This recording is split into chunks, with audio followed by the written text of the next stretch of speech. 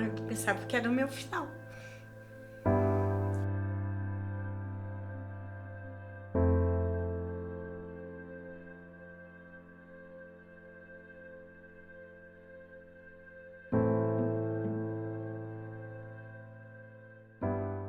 O sistema prisional é feito de homens para homens, né? Então, assim, desde a roupa, né? Que o uniforme é o mesmo, né? Assim, e são corpos diferentes, né? Assim, então, né? E não são só corpos, são sujeitos diferentes, né? Assim, o biologicamente o homem, né? E a mulher, e quem se coloca socialmente como homem quanto mulher, são diferentes, né? E aí, realmente, assim, né? Dentro do sistema prisional não tem essa diferenciação, né? A política que a gente tem hoje é de privação de liberdade, não é de privação de nenhum tipo de outro direito humano fundamental garantido pela Constituição Federal.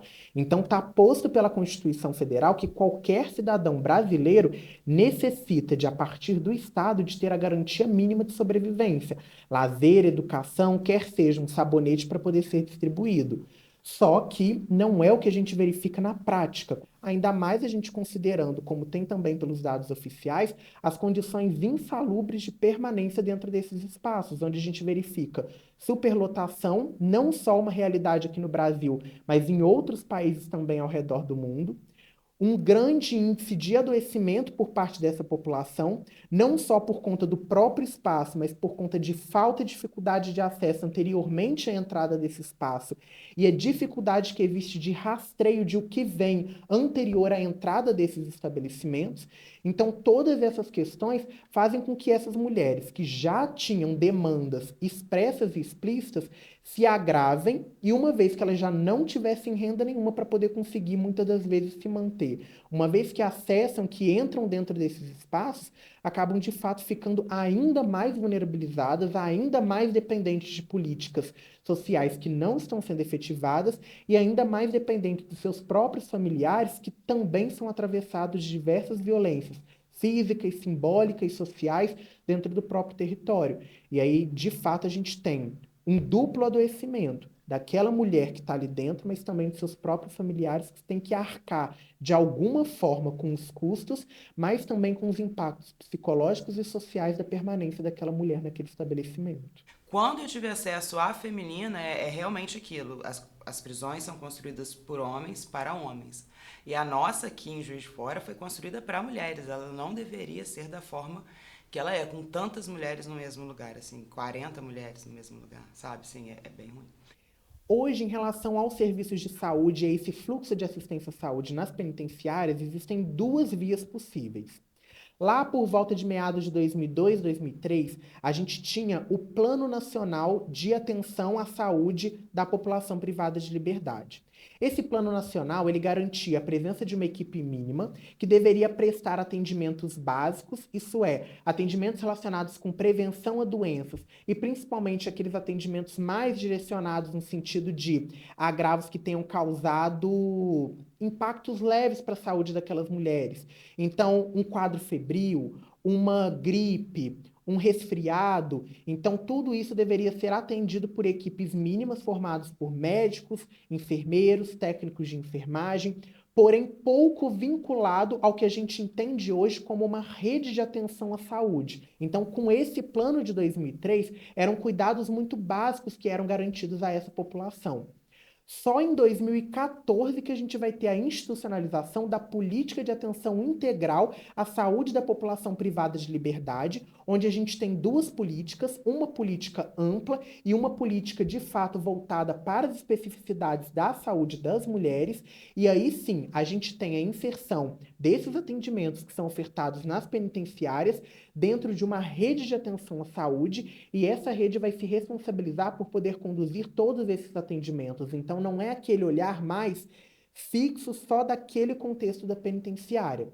Só que essa política depende da assinatura do próprio município em articulação com o Estado para que seja repassado verba e para que seja institucionalizado um fluxo assistencial. O quanto no Brasil como um todo tem poucos ginecologistas, né? E do quanto disso também já diz de uma invisibilidade da mulher ali dentro, né? Né? E aí uma das mulheres que eu entrevistei até falou isso, né? Eu perguntei o que ela achava do atendimento e tudo. Ela falou que assim, ela ficava extremamente constrangida porque a gente ficou o tempo todo olhando pra cara dela, né? E aí, né, pra você poder falar de questões íntimas, assim, né? Assim, se tem uma agente ali que você sabe que é da segurança, que você sabe que, né, enfim, que vai ter rebatimentos dentro do pavilhão, né? Ali onde elas ficam, né, assim, fica coagida, né? Algumas mulheres falando disso, né? Desse incômodo, porque, né, a gente fica ali o tempo todo e aí ela não tem mesmo liberdade de dizer certas questões pro ginecologista, né? Porque fica um estranho ali, né? Quando é identificado que aquela demanda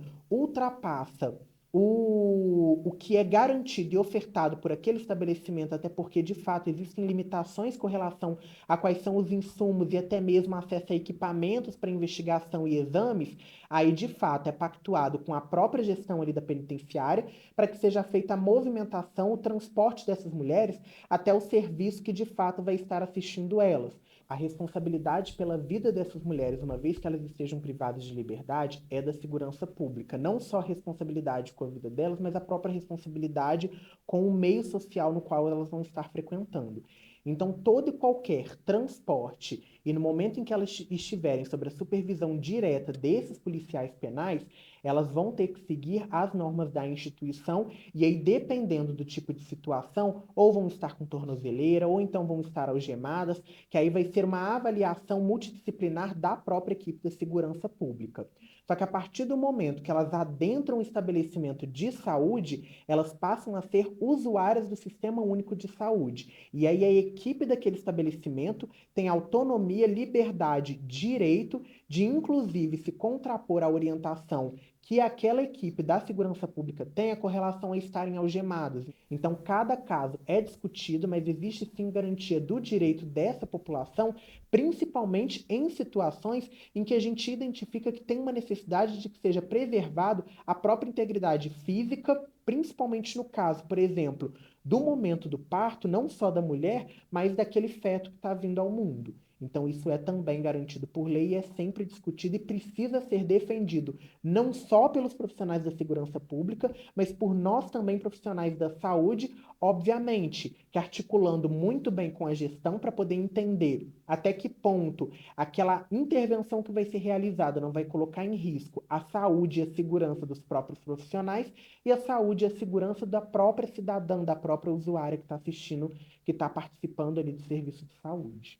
Para as mulheres, né, de fato, assim, o cárcere, né, se coloca enquanto um elemento da violência, mas que muito antes, né, a maioria das que eu entrevistei, muito antes já sofriam várias outras violências, né. A mulher também não é só um corpo que vai se reproduzir, um corpo que engravida, que tem um feto e que vai, por exemplo, dispensar os cuidados em relação a esse feto.